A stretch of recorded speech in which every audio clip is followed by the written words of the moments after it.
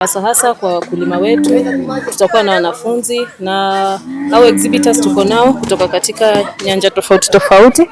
Kama hapa tuko na watu ambao wanafanya beef farming, na apart from beef farming tutakuwa na dairy farming, tutakuwa na watu kutoka sekta za benki, tutakuwa na watu kutoka mashule, universities. So tunawakaribisha nyote katika show yetu ya Nakuru kuanzia tarehe 1 hadi tarehe 5 Julai. Kwa hivyo unasema show ya mwaka huu mmetuandalia vilivyo? Kabisa.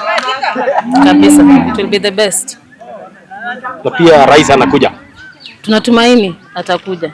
So tuko na wageni tofauti tofauti hizo siku zote 5 kuanzia tarehe 1 hadi tarehe 5. Official opening ni tarehe 3 ambayo ni Friday.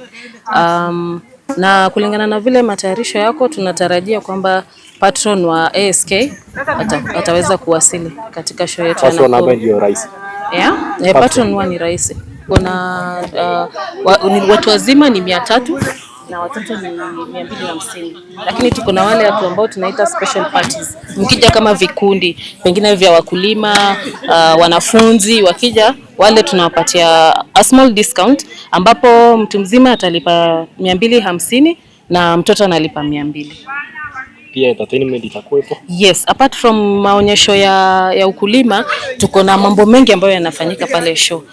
Nilivyosema, kuna watu kutoka nyanja tofauti tofauti. So of course kutakuwa na watu kutoka sekta ya benki, kutakuwa na watu kutoka sekta ya elimu, tuko na partners pia na county government ya Nakuru watakuwa pale. So ukiwa na swali lolote lile, tuko na fun fair kwa wale ambao wanataka kuja kama familia. Weekend huwa tumeweka sana ni wakati wa familia.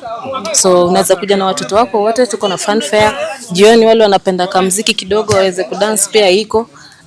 Kuna vyakula ina tofauti. So wewe ukija, unakuja tu na kitabu chako tayari kusoma na kuburudika. Wanasema mambo ya wakulima ni ya watu wazee. Hapana, tunajaribu kurudisha huo umri chini. Hata majenzi wetu waweze kuja, wafike pale, waweze kujifundisha mambo mengi. Umesema jina ni nani? Vena Ijaya. Vena Ijaya. Niko katika kamati ya mauzo ya Nakuru ASK Show. Tarehe ngapi hadi tarehe ngapi? Tarehe 1 hadi tarehe 5 Julai.